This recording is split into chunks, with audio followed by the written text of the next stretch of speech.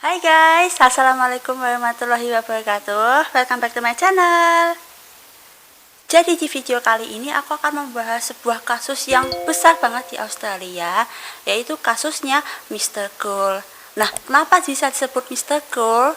Pelaku ini tuh dikenal sebagai Mr. Cool karena perencanaan serangannya yang cermat dan kecenderungan untuk mengelabui orang tua korban dengan berpura-pura sebagai seorang perampok yang nyuri uang mereka sebelum menculik anak-anak mereka. Jadi dari tahun 1987 sampai 1991, Mr. Cool ini tuh menyerang daerah Melbourne yang pada saat itu tuh merupakan tempat yang aman, terutama untuk membesarkan anak-anak, karena di sana itu pada saat itu tingkat kriminalitasnya itu sangat rendah. Sebelum mulai videonya, please make sure to give this video a big thumbs up and don't forget to subscribe to my channel and also hit the notification bell so you don't miss one. And let's get into it.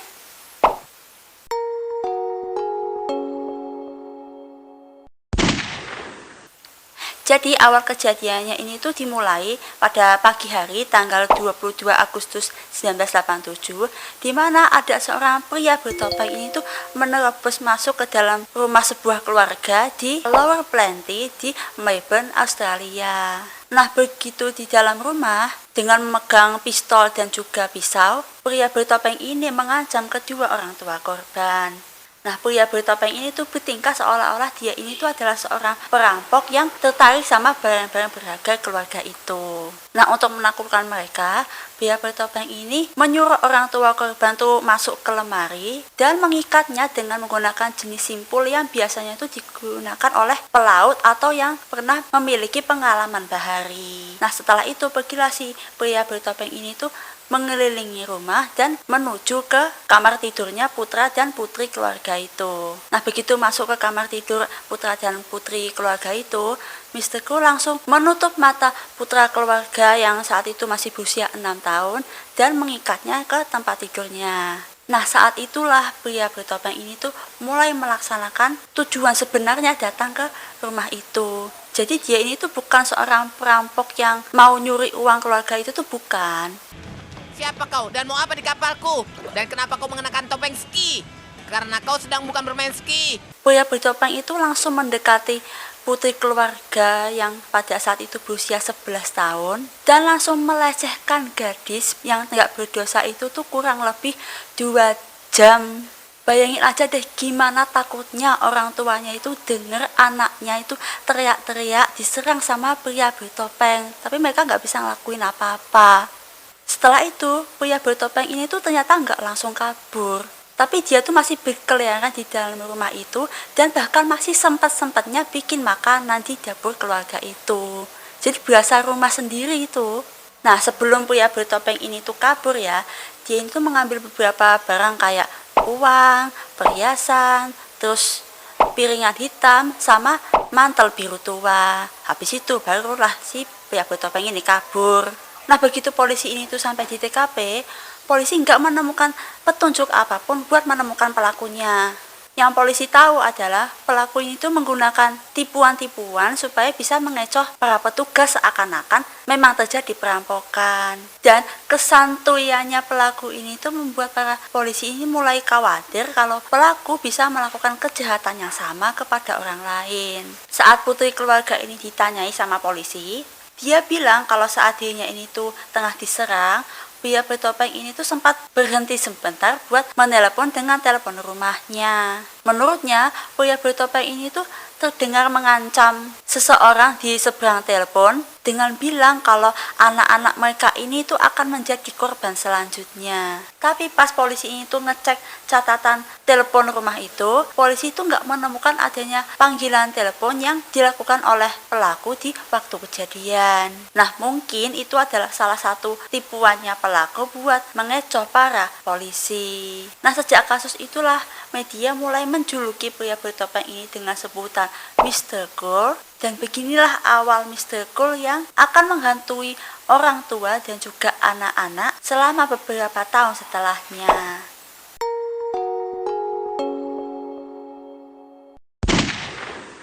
Nah, kejadian kedua ini tuh terjadi pada tanggal 27 Desember 1988 di jam 5:45 pagi. Jadi Mr. Cole ini menerobos masuk ke rumah keluarga Wills di Hillcrest Avenue di East Ringwood yang hanya berjarak beberapa mil dari serangan sebelumnya. Mr. Cole ini tuh mengenakan mantel biru tua dan topeng ski biru. Nah, sama seperti serangan sebelumnya, Mr. Cole ini bertindak layaknya seorang perampok, terus menutup mata dan mengikat John Wills dan istrinya dengan kawat tembaga. Simpul yang digunakan juga sama seperti sebelumnya, yaitu simpul yang biasanya digunakan oleh para pelaut. Mr. Cole mengambil kira-kira itu $35 dari meja samping tempat tidur keluarga, terus dia pergi mengelilingi seluruh rumah dan memutus saluran telepon rumah. Nah, barulah Mr. Cole ini pergi ke kamar tidurnya Sharon yang waktu itu berusia 10 tahun dan beberapa saudara perempuannya yang masih tidur. Begitu Mr. Cole ini tuh membungkam Sharon dan juga membawa beberapa pakaiannya, dia langsung kabur membawa Sharon dari rumah dan membawanya ke lokasi yang nggak diketahui. Butuh kira-kira tuh sekitar 15 menitan buat orang tuanya Sharon ini tuh melepaskan diri, dan ketika mereka ini tuh berhasil lepas, mereka baru sadar kalau Sharon udah nggak ada di situ. Dengan terputusnya saluran telepon, John langsung lari ke rumah tetangga buat nelpon polisi. Nah, syukurnya 18 jam kemudian Sharon ini tuh berhasil ditemukan dengan selamat. Jadi pada saat itu tengah malam ada seorang wanita menemukan sesosok kecil yang terbungkus kantong sampah berwarna hijau ini tuh sedang berdiri di sepanjang Orchard Road di pinggiran Bayswater. Nah, ternyata sosok kecil ini tuh adalah Sharon yang ditinggal sama penculiknya. Wanita yang menemukan Sharon ini tuh langsung menelpon polisi dan langsung juga menghubungi keluarga Wills, dan akhirnya Sharon ini tuh bisa kembali lagi ke keluarganya. Menurut kesaksiannya Sharon, dia ini tuh nggak bisa mendeskripsikan Mr. Cole ini tuh secara fisik karena selama dia diculik ini, dia ini selalu ditutup matanya. Tapi yang bisa dia kasih tahu ke polisi pada saat itu adalah Mr. Cole ini digambarkan sebagai seorang yang berbicara lembut, agak belak-belakan, dan sangat peduli dengan korbannya. Nah, dimana hal ini tentu saja membuat polisi bingung karena ini tuh sangat bertentangan dengan kejahatan mengerikan yang baru saja dia lakukan itu. Selama penculikannya yang singkat itu, Sharon ini tuh ternyata dikasih makan sama minum juga. Jadi nggak dibiarkan kelaparan, kehausan gitu, enggak. Nah, ada satu waktu di mana Sharon pada saat itu tuh sendirian di atas kasur. Nah, dia ini sangat berani buat buka penutup matanya itu buat ngelihat di mana dia berada. Nah, waktu Sharon lihat sekitar, hal pertama yang dia lihat itu apa coba? Hal pertama yang dia lihat adalah kamera yang menghadap dia. Dari sini disimpulkan kalau kemungkinan si Mr. Cole ini tuh merekam semua penyiksaannya di situ. Sharon juga berhasil menggambarkan kamar tidur di mana dia ini tuh disekap. Jadi karpet kamar ini tuh berwarna beige atau cream. Terus gordennya tuh panjang berwarna peach, kasurnya tuh jenis double bed, terus lampu tidurnya warna kuning putih motif garis, dinding dan pintu kamarnya warna cerah, dan ada selimut warna hitam atau coklat tua tuh di atas rak buku atau lemari kecil di pojok ruangan. Selain itu juga terdengar suara radio yang terus-terusan diputar. Nah, Sharon juga bisa menggambarkan kamar mandi Mr. Cole. Jadi dia bilang di kamar mandi itu ada wastafel, bathtub, terus ada shower dengan sliding door bahan kaca. Jadi kalau mau masuk ke showernya itu otomatis melewati wastafel. Sharon juga mendeskripsikan rumah Mr. Cole yang jauh dari keramaian kota dan jalan masuk mobilnya ini tuh ada di sisi kanan rumah. Sharon juga berulang kali itu mendengar suara pesawat terbang saat dia ini diculik. Sebelum Sharon ini tuh dilepaskan, Mr. Cole ini tuh membersihkan Sharon secara menyeluruh, mulai dari mandiin dia, motong kuku, jari tangan dan kaki Sharon, terus bersihkan gigi juga, terus menyimpan atau membuang pakaiannya Sharon untuk menghilangkan semua bukti forensik yang mungkin dia tinggalkan. Mr. Cole kemudian mendandaninya dengan beberapa kantong sampah sebelum dia ini tuh meninggalkan Sharon, di mana Sharon ini tuh ditemukan.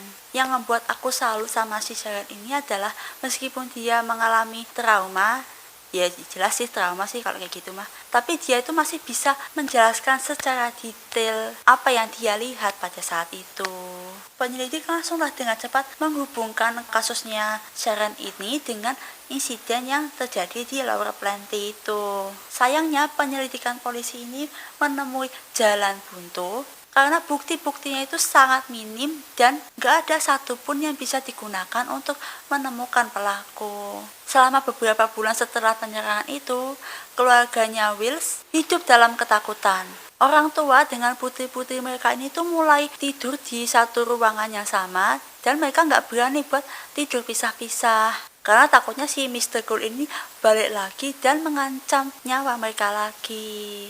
Masyarakat di sana pun langsung khawatir dan bertanya-tanya siapa sih sebenarnya Mr. Cole ini dan siapa lagi korban selanjutnya.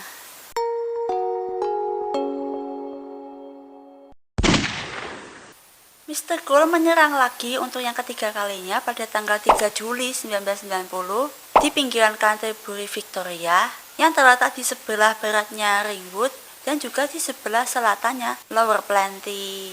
Di sini tinggallah keluarga Linas, yaitu keluarga Inggris kaya yang menyewa rumah di sepanjang Monument Avenue yang bergengsi karena di sana itu tuh tempatnya para politisi dan pejabat publik Australia pada masanya, yang menjadikan tempat ini salah satu tempat yang aman untuk ditinggali. Pada hari itu, Brian dan Rosemary Linas ini menghadiri sebuah pesta perpisahan dan meninggalkan putri-putri mereka ini tuh di rumah itu. Nah, kemudian tepat sebelum tengah malam, Fiona yang berusia 15 tahun dan Nicola yang berusia 13 tahun ini dibangunkan sama Mr. Cole. Nah, berbekal pistol dan pisau, Mr. Cole ini menyuruh Nicola buat pergi ke ruangan lain untuk mengambil beberapa seragam sekolahnya dia. Sementara Mr. Cole ini mengikat Fiona di tempat tidurnya sendiri. Dan kemudian Mr. Cole kabur membawa Nicola dengan mobil sewaannya keluarga Linas itu yang diparkir di luar rumah. Hanya 20 menit setelah penculikan, orang tuanya Nicola ini balik ke rumah dan menyadari kalau Nicola udah nggak ada di situ. 2 hari kemudian, Nicola ini dibebaskan sama penculiknya. Dengan berpakaian lengkap dan terbungkus selimut, Mr. Cole meninggalkannya di sebuah stasiun listrik dan menyuruhnya duduk sampai si Mr. Cole ini tuh bisa pergi. Nah, ketika si Nicola ini yakin kalau Mr. Cole udah pergi, barulah tuh dia ngelepas penutup matanya dan berjalan ke rumah terdekat buat nelpon keluarganya. Nah, setelah itu barulah Nicola ini bisa kembali lagi berkumpul sama keluarganya. Nicola kemudian memberikan kesaksian yang penting buat penyelidikan polisi ini. Jadi saat Nicola ini diculik, dia tuh sempat mencoba melepas penutup matanya buat lihat pelakunya. Nah, yang Nicola lihat, Mr. Cole ini tuh berumur sekitar 20-40 tahunan, terus memiliki rambut merah kecoklatan, dan punya tinggi itu sekitar 175 cm. Nicola juga ngasih deskripsi gimana rumahnya Mr. Cole, sama kayak Sharon, dia juga berusaha melepas penutup matanya buat ngeliat di mana dia berada. Dia juga mengungkapkan bahwa sepanjang dia ini diculik, dia ini dipaksa buat berbaring dengan alat penyangga leher yang nyambung ke tempat tidur penculik dan juga dilecehkan. I just cannot imagine like how terrifying this whole ordeal for her. Nicola bilang dia ini tuh pernah mendengar Mr. Cole ini tuh sempat berbicara dengan keras atau membentak seseorang gitu.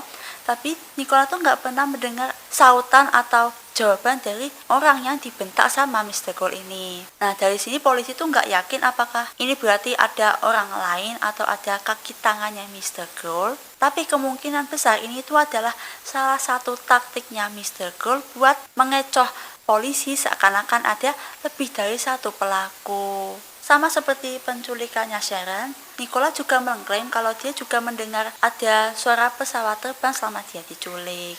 Terus ada lagi, sebelum dia ini tuh dibebaskan sama Mr. Cole, dia itu sempat dibersihkan sama Mr. Cole ya. Itu tadi kayak dimandiin, dibersihin kuku-kukunya, terus dibersihin gigi juga. Jadi plek ketiplek sama seperti yang dialami sama Sharon. Nah, dari sini media pun mulai berspekulasi kalau kemungkinan Mr. Gold ini tuh adalah seorang mantan polisi yang paham sama dunia forensik. Karena dari caranya dia memandikan atau membersihkan korban dan caranya dia menghilangkan barang bukti. Masyarakat Melbourne pun mulai ketakutan, dimana orang-orang tuh nggak mau anaknya dirawat sama babysitter, terus orang tua ini mau tidur di satu ruangan yang sama dengan anak-anak mereka. Terus anak-anak tuh mulai mengalami mimpi buruk saking takutnya, dan pokoknya dampaknya tuh besar banget lah pada saat itu. Jadi ya kasusnya Mr. Gold pada saat itu tuh sebuah kasus yang sangat besar, dan tingkahnya Mr. Gold ini tuh cukup buat semua masyarakat Australia, terutama masyarakat Melbourne itu mulai parno. Karena kan siapapun kan bisa jadi korbannya dia gitu kan. Dan benar saja aksi kejamnya Mr. Gold ini tuh masih berlanjut. Dan kali ini lebih parah.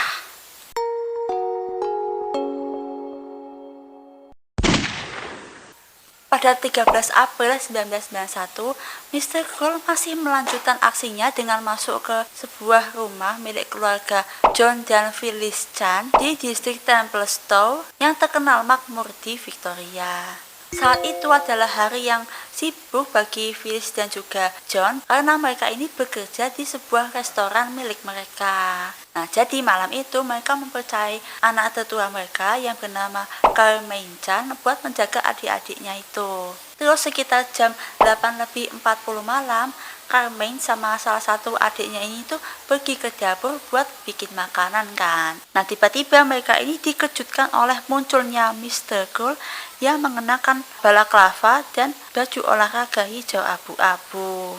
Mr. Gold ini berpura-pura seperti perampok sama kayak sebelum-sebelumnya dan memaksa kedua adiknya Carmine ini tuh masuk ke dalam lemari dan dikunci dari luar dengan tempat tidur sama Mr. Gold.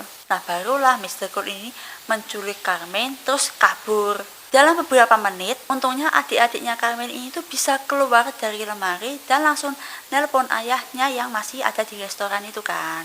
Nah, pada saat polisi tiba dan mulai menyelidiki rumah keluarga Chan, mereka tuh menemukan sesuatu yang mengejutkan yang udah terlihat dari jalan masuk rumah. Jadi di mobil Toyota Camry-nya Phyllis Chan ada coretan yang bertuliskan "Payback Asian Drug Dealer, More to Come". Nah, menurut keterangannya John Chan, dirinya itu nggak pernah tergabung dalam sindikat narkoboy karena dirinya ini tuh udah sibuk kerja di usaha restorannya. Jadi dia nggak mungkin punya waktu buat gabung sindikat kayak gitu. Nah, kalau misalkan John Chan ini tuh benar-benar nggak terlibat sindikat narkoba, bisa jadi coretan-coretan itu adalah salah satu caranya Mr. Gold buat ngecoh polisi. Nah, sama kayak kasus-kasus sebelumnya, polisi tetap tidak menemukan cukup petunjuk di TKP. Nah, kira-kira 72 jam kemudian, keluarga Chan ini mengadakan konferensi pers terkait hilangnya Carmine Chan. Nah, dalam konferensi pers ini tuh, Phyllis Chan itu menangis terseduh-seduh berharap anaknya itu tuh bisa segera pulang. Nah, kalau kasus-kasus sebelumnya kan si Mr. Gold ini mengembalikan korbannya lagi kan. Tapi Carmine Chan nggak seberuntung itu. Kurang lebih sekitar setahun setelah penculikannya Carmine Chan, tepatnya di tanggal 9 April 1992, tubuh Carmine ini ditemukan di tempat pembuangan sampah di Edgar's Creek. Hasil otopsi ini melaporkan kalau Carmine Chan ini tuh ditembak 3 kali di bagian kepalanya ini tuh gak lama setelah penculikannya dia.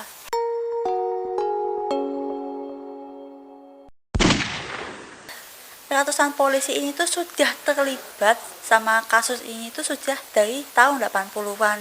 Di mana investigasi asli Operation Spectrum ini tuh menelan biaya kurang lebih tuh 4 juta US dollar, di mana polisi ini tuh mewawancarai kurang lebih 27.000 orang, menggeledah sekitar 30.000 properti, dan menangkap lebih dari 70 orang yang sebagian besar ini tuh terkait sama pelecehan seks. Tapi Mr. Gold ini tuh tetap tidak ditemukan. Dari penyelidikan polisi, terus dari profil psikologis yang dibuat sama FBI, terus sama kesaksian-kesaksian korban yang masih hidup, info tentang Mr. Gold ini tuh diantaranya adalah Mr. Cole adalah seorang pria berusia antara 35 dan akhir 40-an saat dia ini menjalankan aksinya. Terus punya badan sedikit kekar dengan rambut berwarna merah kecoklatan yang dicukur bersih. Terus berbicara sangat lembut dan sangat rapih dalam serangannya. Mr. Cole ini menargetkan gadis-gadis muda selama liburan sekolah, di mana diyakini kalau Mr. Cole terlibat dengan sistem sekolah baik sebagai karyawan atau terhubung ke sekolah dalam kapasitas lain. Mr. Cole juga diyakini beroperasi dari pangkalan dekat bandara Tullamarine, Melbourne, berdasarkan kesaksian korban yang mendengar suara pesawat saat mereka ini diculik. FBI juga yakin Mr. Cole kemungkinan tinggal atau bekerja di daerah tersebut. Nah, beberapa dari ciri-ciri kepribadian yang dicurigai ini menyulitkan polisi buat mengidentifikasi Mr. Cole, ditambah lagi dengan tindakan penghilangan barang bukti yang dia ambil selama atau setelah kejahatannya. Terus di Januari 1993, polisi ini merilis sketsa kamar tidur dan kamar mandi Mr. Cole yang digambar sama salah satu korban dengan harapan siapapun bisa mengenalinya dan lapor ke polisi. Tapi hasilnya zonk. Nah, penghilangan nyawanya Carmen di tahun 1991 ini menandai berakhirnya terornya Mr. Cole. Nah, setelah itu Mr. Cole ini diyakini tidak pernah menyerang lagi. Nah, setelah itu muncullah tuh beberapa teori terkait kasusnya Mr. Cole ini. Beberapa diantaranya itu, yang pertama, Mr. Cole itu sebenarnya nggak berniat buat menghabisi Carmen. Tapi mungkin pada saat itu Carmen ini mungkin ngelepas penutup matanya atau mungkin ngelepas balaklavanya Mr. Cole sehingga dia ini tuh bisa lihat wujudnya Mr. Cole kayak apa. Ya mau nggak mau, Mr. Cole harus menghabisi Carmen buat ngelindungin identitasnya dia itu. Nah, mungkin inilah yang membuat Mr. Cole ini istilahnya kapok dan berhenti melakukan aksinya. Ada juga yang berteori kalau kemungkinan Mr. Cole ini tuh sakit terus meninggal karena kecanduan begituan dengan anak-anak. Karena kalau namanya kecanduan ya, selama dia belum ketahuan ya bakal ngelakuin terus kan. Mungkin karena itu ya ini tuh bisa meninggal karena kecanduan. Dan ada juga yang berteori kalau Mr. Cole ini tuh pergi ke negara lain dan melakukan aksi yang sama di negara lain. Anyways, terlepas dari semua teori-teori yang sudah tersebar, yang pasti siapa sosok di balik Mr. Cole ini tuh sampai sekarang belum ditemukan dan kasusnya itu masih ongoing sampai sekarang ini. Ya guys, itu tadi semua info yang bisa aku kasih tentang kasusnya Mr. Cole ini.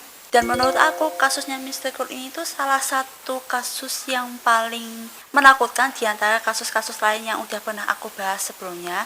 Tapi bukan berarti kasus-kasus yang udah pernah aku bahas sebelumnya itu nggak menakutkan gitu, of course no. Tapi kasus Mr. Cole ini menurut aku tuh lebih paranoianya itu lebih kerasa gitu loh, karena yang ngerasain ketakutan ini tuh satu kota Melbourne atau bahkan satu negara Australia itu. Jadi kalau kalian ada pendapat tentang kasusnya Mr. Cole ini tuh bisa kalian tulis aja di kolom komen supaya kita bisa diskusi bareng ya.